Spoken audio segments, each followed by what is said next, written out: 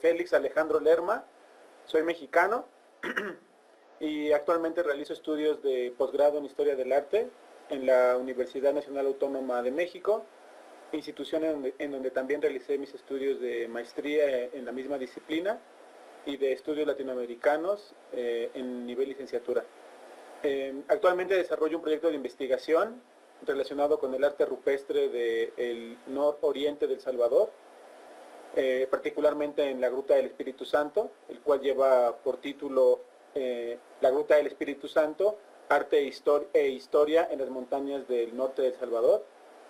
Esta investigación inició en 2005, cuando participé en el primer Congreso de Arqueología Centroamericana realizado en el Museo Nacional de Antropología David J. Guzmán, cuando empecé a tener mis primeros vínculos con el estudio del arte rupestre en El Salvador, y posteriormente en 2007, cuando realicé una investigación sobre sobre la Cueva del Ermitaño, un sitio con pinturas rupestres ubicado en el departamento de Chalatenango, y posteriormente continué este interés académico con el estudio de doctorado con la Gruta del Espíritu Santo.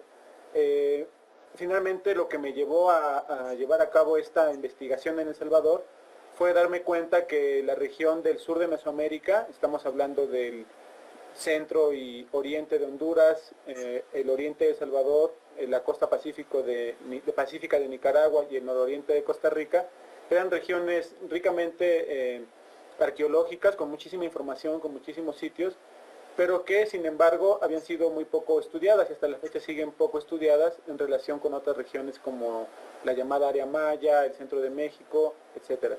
Entonces mi interés por adentrarme en el estudio de la antigüedad de estas regiones poco conocidas, me llevó a interesarme en la arqueología salvadoreña. Bueno, el arte rupestre, para todos aquellos que no están muy relacionados con este tema, refiere a un tipo de manifestación cultural que tiene su peculiaridad en el hecho de que se trata de manifestaciones gráficas realizadas sobre la superficie de entornos rocosos ubicados en su ambiente natural. Es decir, estamos hablando de pinturas o grabados realizados en sitios como cuevas, abrigos, rocas ubicadas en montañas, a la orilla de ríos. Todas estas manifestaciones que fueron realizadas, digamos, de manera muy amplia en la época precolombina, se encuentran dispersas en muchísimos territorios de nuestro continente y del mundo. Es decir, esas manifestaciones son un testimonio muy importante de la forma en la que los seres humanos de la antigüedad se relacionaron con sus espacios naturales que habitaron. En este sentido, el arte rupestre salvadoreño pues es un componente más de la cultura de este país, que nos habla de la forma en que las poblaciones precolombinas se asentaron y dotaron de significado todos estos sitios que ya mencioné. La mayoría de los sitios no están bien documentados, no sabemos cuántas figuras tienen, cuál es su dimensión espacial, qué tipo de figuras representan, si hay correspondencia entre los sitios del oriente, por ejemplo, o los del occidente, o los de la región central. Es decir, el mundo académico sabe de la existencia de estas manifestaciones en el territorio salvadoreño y centroamericano, pero hay muy pocos estudios sistemáticos que nos puedan decir a cabalidad cuáles son las características de todos estos lugares.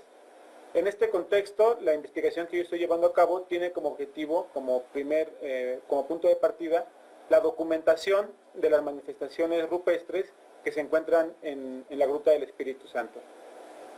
Para quienes no lo saben, este lugar del que les hablo es un enorme abrigo rocoso que se encuentra a escasos kilómetros al norte de la población de Corinto, en Morazán, que constituye el conjunto de pinturas rupestres más grande que se conoce hasta la actualidad en El Salvador, y sin lugar a dudas es uno de los sitios con más pinturas rupestres en todo el territorio centroamericano. Bueno, lo que yo me he planteado, como ya lo dije, es documentar, es decir, responder a algunas preguntas básicas. ¿Cuántas imágenes hay? ¿De qué tipo son? ¿De qué colores? ¿De qué tamaño? ¿Qué tipo de representaciones? ¿Cómo se articulan estas imágenes entre sí? Lo que hasta ahora he podido, digamos, arrojar como resultados es que hay un alrededor de 170 pinturas individuales, y las más grandes alcanzan quizá poco más de 1 metro de longitud, las más pequeñas son de apenas 10 o 15 centímetros. Se empleó una amplia gama de colores, como principalmente el amarillo y el rojo, pero también el negro, el blanco, un poco de verde. Y hay un énfasis en la figura humana que a veces aparece de manera estática, a veces de manera dinámica.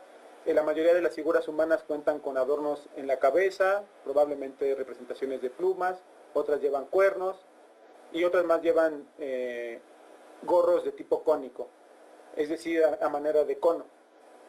Esto nos demuestra que aunque aparentemente hay una homogeneidad, se trata de un lugar en donde hay una gran diversidad de pinturas.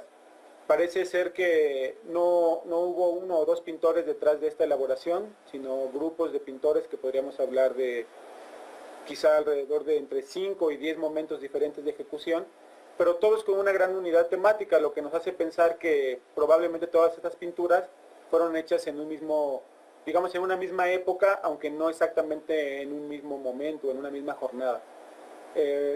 La interpretación que estoy planteando es que este sitio fue un centro de reunión ceremonial de los antepasados de grupos indígenas como los lencas y los cacauperas, que ocasionalmente en fechas especiales se reunían para realizar fiestas comunitarias, ofrendar a las deidades, llegar a acuerdos políticos, pactar la guerra, pactar el intercambio.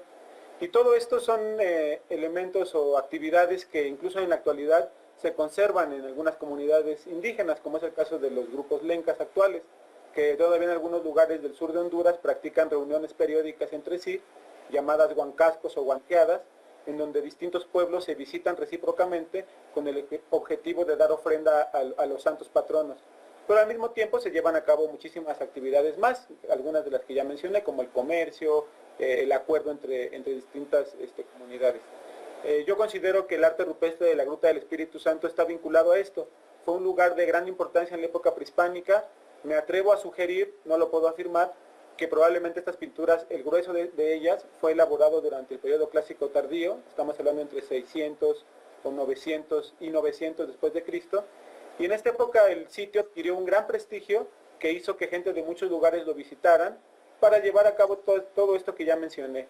Una vida social de interacción entre distintas comunidades, evidentemente la vinculación con entidades sagradas, deidades quizá, también con antepasados, pero sobre todo reuniones en donde se reforzaban los lazos de unidad entre distintas comunidades campesinas, muy pequeñas, a diferencia de los grandes centros mesoamericanos que son un poco más famosos, ¿no? Como los grandes centros mayas o los grandes centros salvadoreños como Chalchuapa, San Andrés o Quelepa, ¿no? Que estos eran grandes centros. Quizá la Gruta del Espíritu Santo fue un centro menor, pero muy visitado por la gente que vivía en la actual montaña fronteriza entre El Salvador y Honduras. Estas son algunas de las ideas generales que me impulsan o que me han impulsado a llevar a cabo la investigación. Algunas las he tratado de corroborar, otras estoy en proceso de fundamentarlas con más elementos, pero básicamente esta es la argumentación que yo estoy planteando en el trabajo que actualmente desarrollo.